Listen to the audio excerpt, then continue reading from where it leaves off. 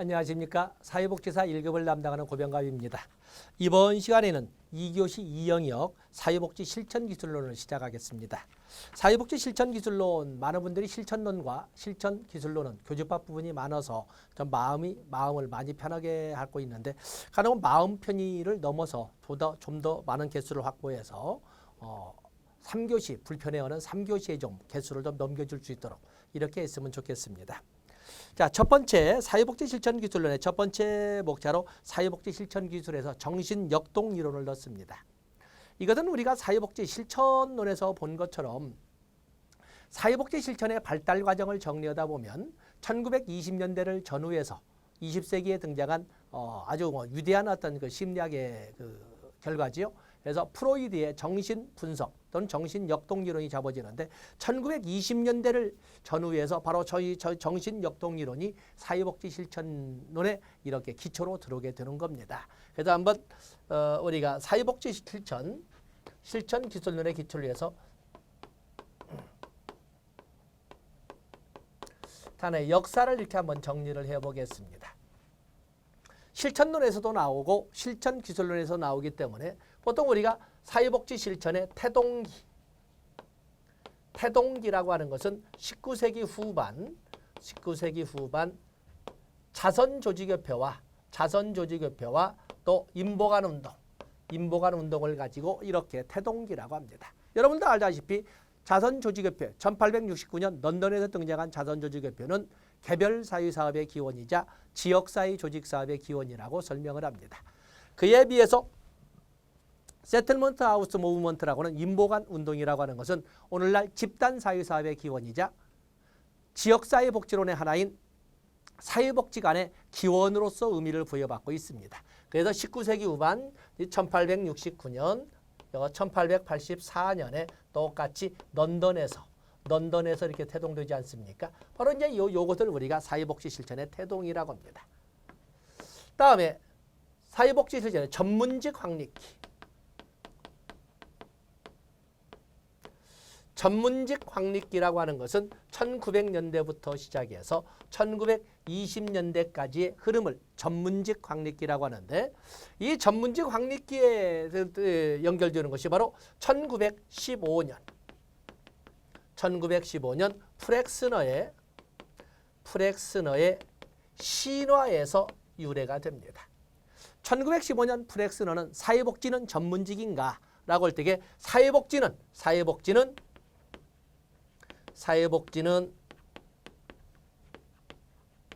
전문직이 아니다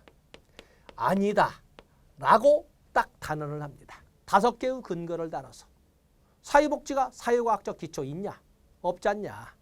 사회복지는 독자적 지식체가 있느냐? 없지 않냐? 사회복지는 전문직 자격증 제도나 교육 제도가 있느냐? 없지 않냐? 또 사회복지가 전국 조직 있냐?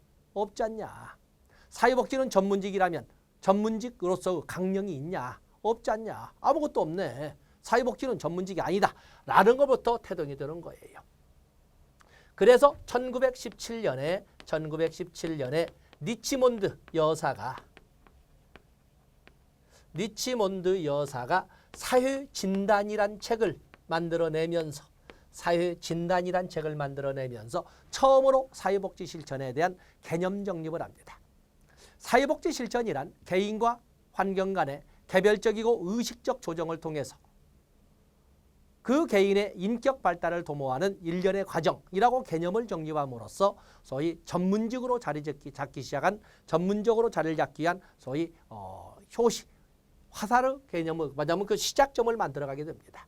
그러면서 1920년에 적겠습니다. 바로 이 1920년을 전후해서 프로이드의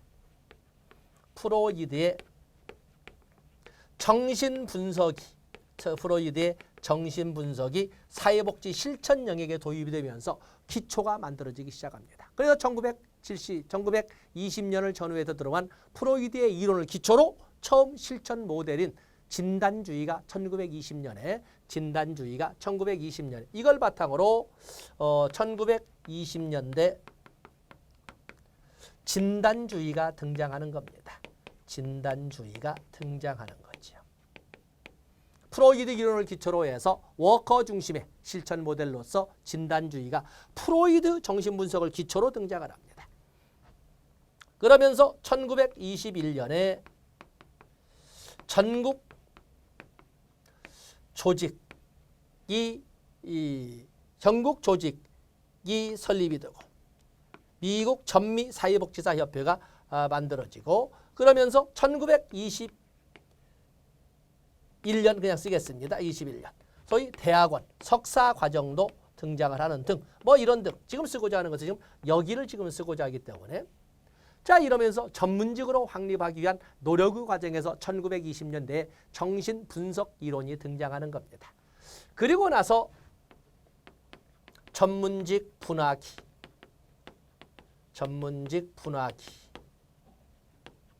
1920년대에서 1950년대 그리고 통합기 1950년대에서 1960년, 1970년대 초까지 그리고 다원화기 1970년대 이후 자 이렇게 우리가 설명을 했습니다. 지금 여기에서는 사회복지 실천 기술에서 정신 역동 이론이 나와서 전문직 확립기에 있어서 바로 여기 프로이드의 정신분석 도입을 지금 사용하기 위해서 한번 실천론의 기초를 살펴본 겁니다. 자 우리가 프로이드의 정신분석 그러면 프로이드의 정신분석을 시작으로 해서 그로 인해서 파생된 신프로이드 학파 사회문화적 또는 환경적 요인도 가미하게 된 이런 새로운 변형된 이런 모습들이 에릭슨이나 아들러나 융으로 설명이 되는데 오늘날의 모든 영역에 다 영향을 미치고 있지 않습니까? 그래서 여기에 보시면 융 프로이드의 정신분석을 보시면 프로이드의 정신분석을 이렇게 접근해 보시면 프로이드는 인간관을 보면 부분적 접근을 하죠. 부분적으로 접근합니다. 부분적으로 접근한다. 그렇게 해서 인간관을 볼 때 부분적으로 접근하면서 인간을 본능의 측면, 정신적 측면, 성격적 측면으로 나누어서 인간을 이렇게 접근을 했어요. 아들러 이런 다른 사람처럼 총체적 관점에서 인간을 보지 않았어요. 그래서 인간관을 이렇게 부분적으로 접근했다. 다음에 또 인간관을 수동적 존재로 봤다. 수동적 존재로 보았다. 수동적 존재론이에요. 그러면서 인간에 대한 행동관. 프로이드는 인간의 모든 행동은 정신결정론.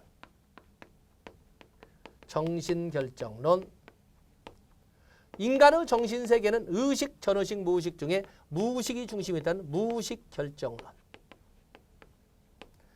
인간의 무의식 세계는 과거의 경험을 중심으로 만들었다고 해서 과거결정론. 자, 이런 입장으로 인간의 행동을 파악했기 때문에 결국에 인간은 능동적 존재가 아니라 정신세계에서 끌려다니고 무의식 세계에 의해서 끌려다니고 알지도 못하는 과거의 경험에 의해서 끌려다니는 존재이다. 수동적 인간관의 관점으로 설명을 했어요. 프로이드의 정신분석은 누구나 인간이라면 누구나 다 그런다고는 절대론적 입장이 있거든요. 인간이라면 누구나 다 그렇다는 거예요. 그러면서 인간의 본능 영역을 삶의 본능과 죽음의 본능으로 이렇게 설명하되 삶의 본능을 에로스라 하되 그 중에 핵심적 영역을 리비도라고 이렇게 표현을 했어요. 리비도 그리고 죽음의 본능은 타나토스라고 해서 절망, 포기, 좌절, 죽음 이런 단어로 실패 뭐 이런 단어로 설명되는 것을 죽음의 본능이라고 그랬어요.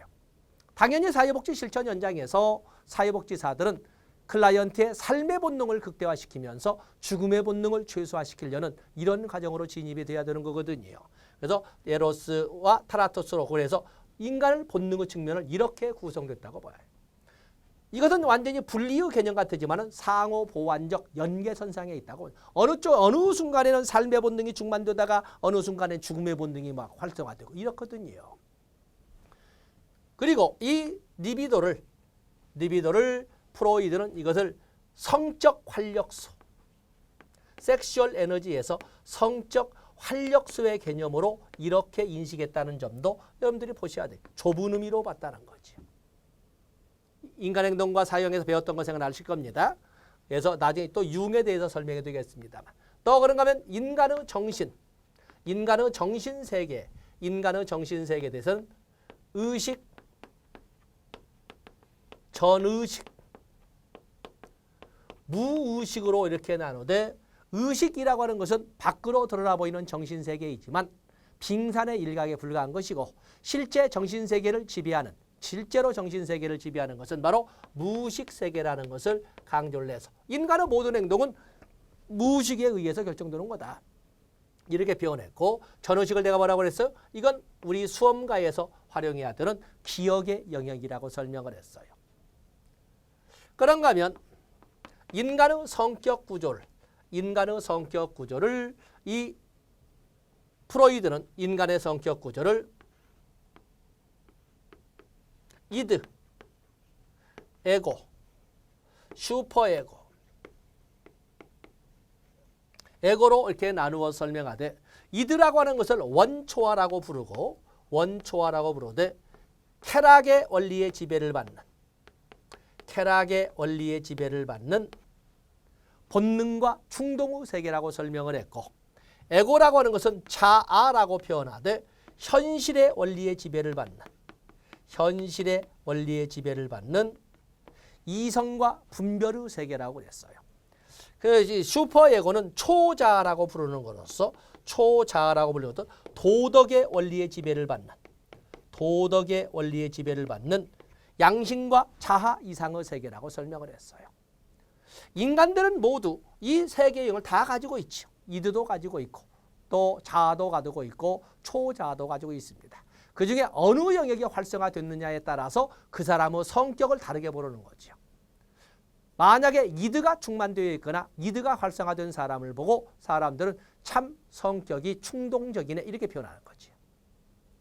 그에 비해서 자아가 활성화된 사람은 참 이기적이고 아주 현실적이네 이렇게 표현을 합니다. 그에 비해서 슈퍼에고, 도덕의 원리의 지배를 받는 슈퍼에고가 활성된 사람은 참 원리원칙적이네.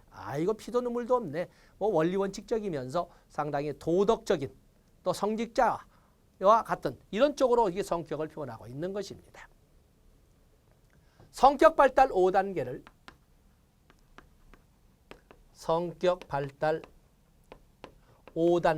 또는 심리 성적 발달 5단계 사이코섹슈얼 시어리 이렇게도 5단계 리비도 성적 활력소인 리비도의 위치 변화를 가지고 성격 발달 5단계를 제시를 합니다.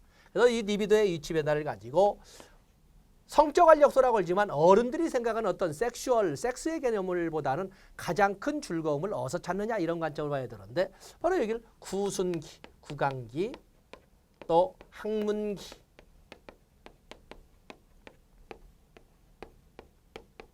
남근기, 잠복기, 그리고 생식기 이렇게 5개의 단계로 나눈 것이 프로이드였어요. 그중에 인간의 성격 발달의 가장 중요한 결정적 시기의 개념으로 봤던 것이 바로 남근기인데 남근기 때 가장 중요한 용어가 바로 콤플렉스라고 그랬죠. 동성애 부모를 이 발달 과정상 라이벌로 여긴다고 하는 콤플렉스. 남자애들이 아빠를 라이벌로 여긴다는 오디푸스 콤플렉스나 여자애들이 엄마를 라이벌로 여긴다는 엘렉트라 콤플렉스. 이런 등등이 중요한 용어고 그걸 터득해 가면서 갖게 되는 하나의 방어기제를 이제 사용하기 시작하는데 동일시가 등장한다고 되어 있습니다. 아주 일부는 이 과정에 잘못된 성장 과정을 갖게 되면 남근 선망, 동성애적 성격을 갖기도 하고 거세 불안과 같은 성년이 되어서 어떤 성기능 장애와 같은 것도 나타날 수가 있다라고 하는 것이 바로 프로이드식 접근 방법이라고 설명할 수가 있는 것입니다. 자, 교재를 좀 보실까요? 자, 이렇게 해서 거기에 보면 뭐 간단하게 설명해 좀 더 깊게 있었죠. 그래서 인행사에서 봤던 것을 복습할 겸 바로 이걸 알아야 실천에서 실질적인 적합한 아주 현실적이고 시기적절한 시의적절한 이런 그 표현이나 아니면 기법을 쓰게 될 겁니다. 3번에 보시면 정신역동 모델의 실전 개입 기술로서는 전이, 역전이. 전이와 역전은 그 자체로도 독립된 문제로 출제가 되는 거죠. 전이와 역전이. 전이라고 하는 것은 클라이언트가 당사자는 인식하지 못하지만 과거에 가졌던 어떤 중요한 대상에 대한 감정, 당사자는 알지 못하고 또 생각도 안 나지만 과거에 가졌던 어떤 사람에 대한 어떤 감정을 눈앞에 현실 세계 눈앞에 있는 사회복지사에게 뿜어내는 것을 전이라고 합니다. 그에 비해서 역전이라고 하는 것은 이번에는 워커가 과거에 가졌던 어떤 중요한 대상에 대한 감정을 눈앞에 있는 클라이언트를 통해서 해소하는 것을 바로 역전이라고 합니다. 그래서 전이와 역전이 그 자체로도 독립된 문제에 출제될 가능성이 있습니다. 또 그런가 하면 자유연상도 있고 꿈의 해석도 있고 전이의 해석도 있고 다양한 방법들이 있습니다. 근자의 출제가 좀 뜸했던 것이 바로 훈습이 되겠어요. 정신역동 이론은 당사자가 알지도 못하는 과거의 경험에 의해서 무의식 세계에 존재해 있는 그 뭐에 의해서 무의식 결정론, 과거 결정론 아닌 몸에 밴 듯이 행동을 옮긴다는 거예요. 자기는 자신의 의지에 의해서 행동에 옮긴다고 생각할지 모르지만 사실은 클라이언트 스스로가 스스로도 모르는 몸에 배어버린 과거의 경험이 묻어난 것이 밖으로 표출된다는 거예요.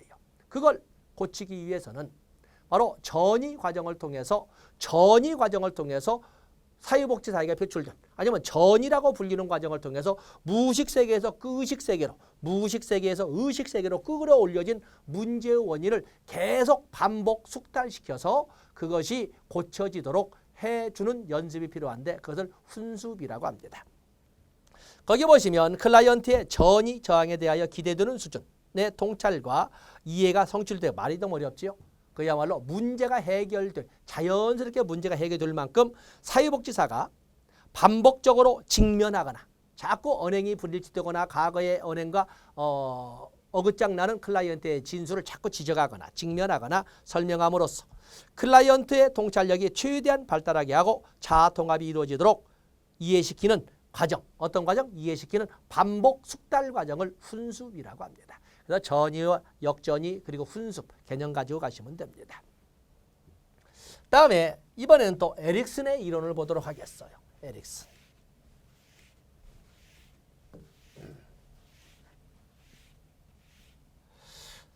자, 우리가 에릭슨의 이론을 보시면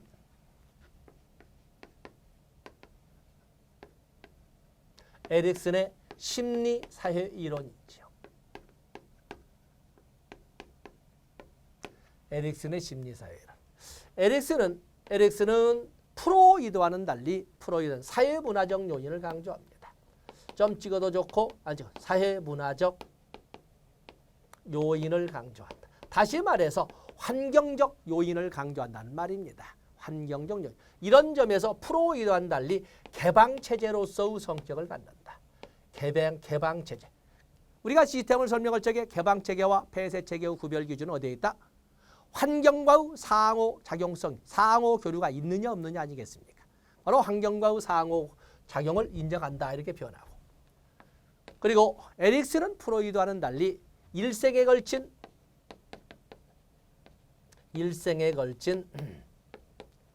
성격 발달 8단계를 제시하지요.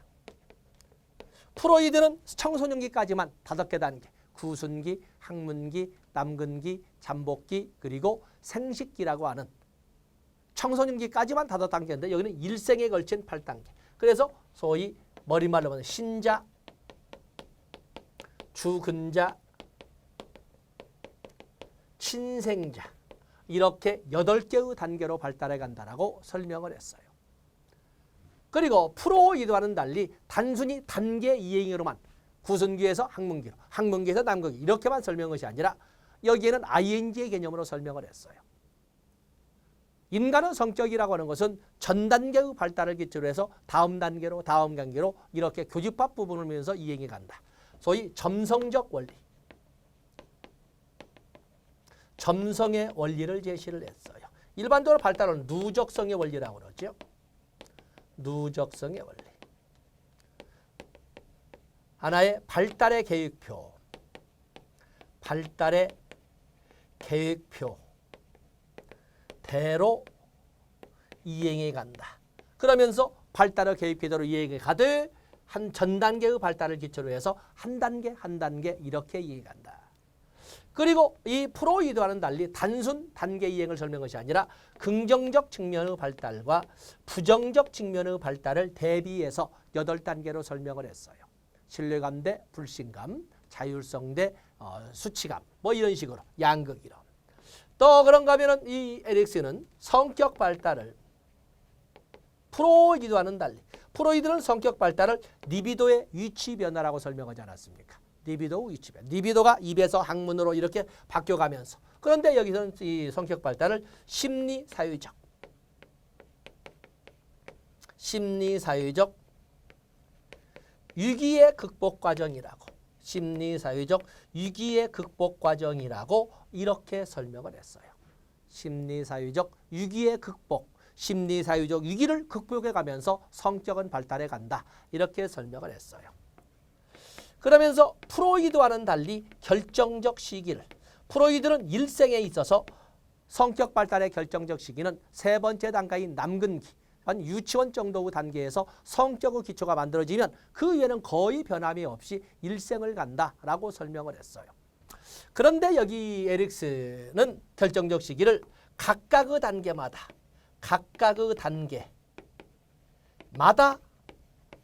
존재한다 해서 보다 미시적으로 이렇게 접근을 했어요. 미시적으로.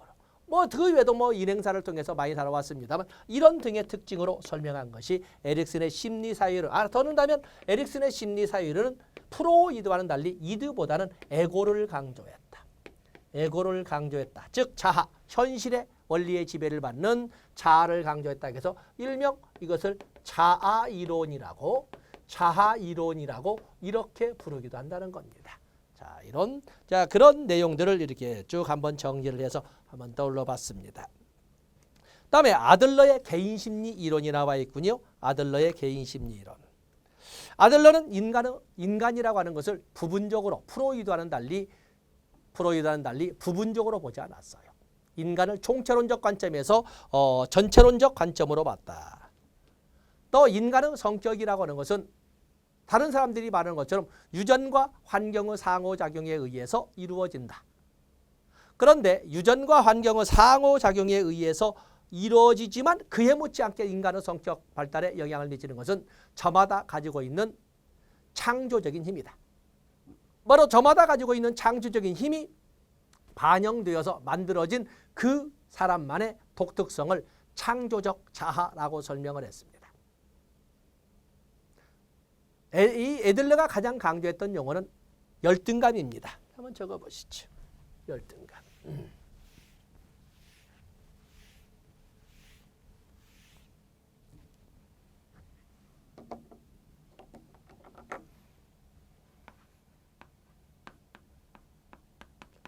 아들러의 개인심리.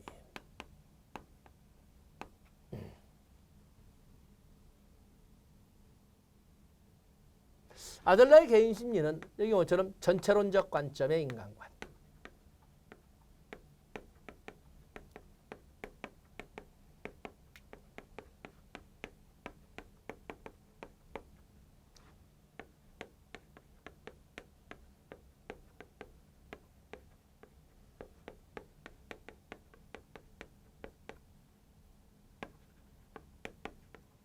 그리고 창조력. 저마다 가지고 있는 창조적인 힘이 반영되어서 나타난 그만의 독특성. 창조적 자아라고 하는 거죠. 이 아들러는 가장 강조했다고 할 수 있는 것이 열등감이에요. 모든 행동의 출발점이죠. 모든 행동의 출발점으로 누구나 보유하고 있는 속성으로 열등감을 들었어요. 인간이라면 누구나 심신상의 열등감을 가지고 있는데 인간이라면 누구나 이 열등감을 보상받고자 하는 욕구를 가지고 있고 이 보상받고자 하는 욕구는 우월을 향한 추구 노력으로 나타난다. 이 우월을 향한 추구 노력은 자기중심의 이기적인 추구 노력도 있고 공익중심의 사회중심의 이기적 또는 이타적 방향으로 이렇게 나타나기도 하는데 바람직한 것은 사회나 공익, 타인을 위한 우월을 향한 추구 노력이 바람직하다고 한 거였어요. 우리가 주변에도 보면은 이 우월을 향한 추구 노력에 자기중심으로 자기 건강만을 중심으로 아니면은 자기의 어떤 욕심을 뭐 휴테니스 클럽이나 그 다음에 잘못된 건 아니지만은 상대적으로 비교할 때 그렇다는 것입니다. 어떤 사람은 그야말로 자신의 피로도를 누르고 그야말로 봉사활동을 나가는 사람이 있는가 하면 그 시간을 가지고 자기중심으로 운동을 하고 자기중심으로 노력하는 이런 사람도 많이 있거든요. 상대적으로 볼 적에 아들러는 이쪽이 긍정적이다. 바로 이렇게 자신의 욕망을 누르고 이타적인 방향으로 리비도를 또는 에너지를 이런 사회에 집중시키는 이런 경향을 사회적 관심이라고 그랬어요. 사회적 관심. 그러면서 이 애들러는 사회적 관심과 이타적인 에너지 사용 경향성과 활동 수준의 강약을 가지고 두 개의 기준을 가지고 네 개의 생활 양식을 제시를 했어요. 생활 양식. 프로이드는 성격이라고 표현했는데 이 애들러는 생활 양식이라고 표현해서 사회적 관심과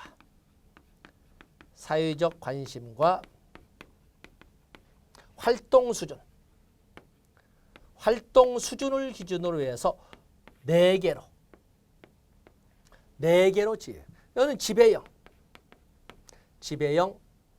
또 그런가 하면 기생형, 또 회피형, 유용형 이렇게 네 개의 성격 유형을 나눠서 다뤘던 것이 바로 애들러예요. 애들러도 프로이드와 똑같이 프로이드도 인간의 성격의 기초는 성격 발달의 결정적 시기라고 할 수 있는 남근기에 지금 같은 유치원 단계라고 할 수 있는 남근기에 너댓 살, 5살 정도의 기초가 만들어지며 그 기초는 그 이후에 거의 변함이 없이 일관성을 가지게 된다. 라고 하는 것처럼 애들러도 역시 성격이란 말은 쓰지 않았지만 생활 양식은 너댓 살 정도의 그 기초가 만들어지고 그 이후에는 거의 변함이 없다.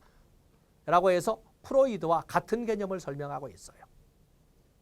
지배형이라고 하는 사람은 사회적 관심은 거의 없습니다.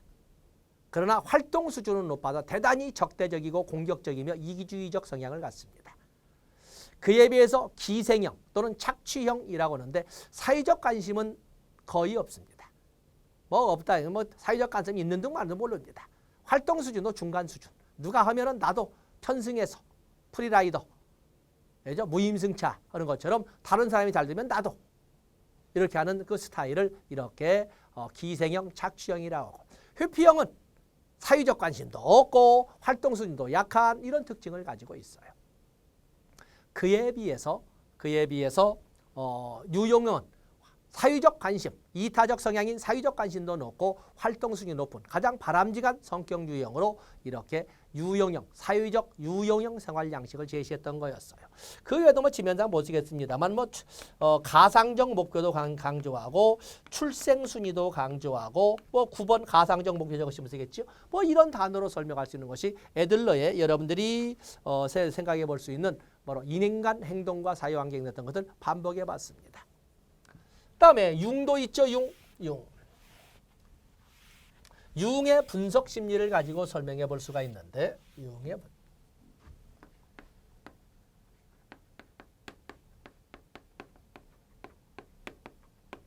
융의 분석 심리. 융은 정신구조. 정신구조를 프로이드와는 달리 의식과 무의식으로만 구분을 한 거죠. 프로이드는 전의식도 있었습니다만 전의식을 제외하고 이 의식과 무의식으로만. 그러면서 무의식을 개인 무의식, 퍼스널 non consciousness와 개인적 무의식과 집단 무의식으로 이렇게 구분을 했던 거였어요. 그러면서 리비도에 대한 관점도 프로이드와는 달리 프로이드는 리비도를 좁은 의미로 섹슈얼 에너지에서 성적 에너지의 측면으로만 좁게 봤지만 여기는 이 리비도는 융은 모든 활동에 힘을 실어주는 창조적 활성 에너지로 보다 넓게 이렇게 설명한 것이 바로 융이 되겠어요. 융은 또한 성격 유형으로 양향설을 주장하죠. 양향설, 성격 유형으로 프로이드는 리비도의 위치 변화를 가지고 성격 발달 5단계를 설명했지만 여기는 리비도의 방향을 가지고 내향성이냐 외향성이냐고 하는 성격, 일반적으로 많은 사람들이 알고 있는 내성적이다 외향적이다 이렇게 표현하는 것은 융의 이론이에요. 이런 활성 에너지를 어느 쪽으로 표현하는, 자기 내면으로 사귀는 사람이 있는가 하면 어떤 사람 밖으로 욕설도 해버리고 발로 차버리기도 하고 자동차 빵꾸 내기도 하고 하면서 이렇게 쓰기도 하는 거거든요. 또 그런가 하면 융은 양성설도 주장을 해요. 많은 사람들은 남성과 여성으로 태어났으니까 그렇게 성역할 정체성을 어린이집 단계 정도에서 형성해 가면서 청년기 정도에서 완성해 가면서 이렇게 여자니까 남자니까 여자처럼 남자처럼 생각하고 활동해야 된다고 그렇게 만들어져 왔습니다. 그렇다고 해서 남성이라고 해서 남성만 있고 여성이라고 해서 여성만 있는 건 아니고 무의식 세계에는 남성의 무의식 세계에는 여성성이 잠재되어 있고 여성의 무의식 세계에는 남성성이 잠재되어 있다고 보는 겁니다. 남성의 무의식 속에 잠재되어 있는 여성성을 아니마라고 그랬고 아니마. 남성의 무의식 속에 잠재되어 있는 여성성을 아니마라고 그랬고 여성의 무의식 속에 잠재되어 있는 남성성을 아니무스라고 이렇게 아니무스라고 설명을 했거든요.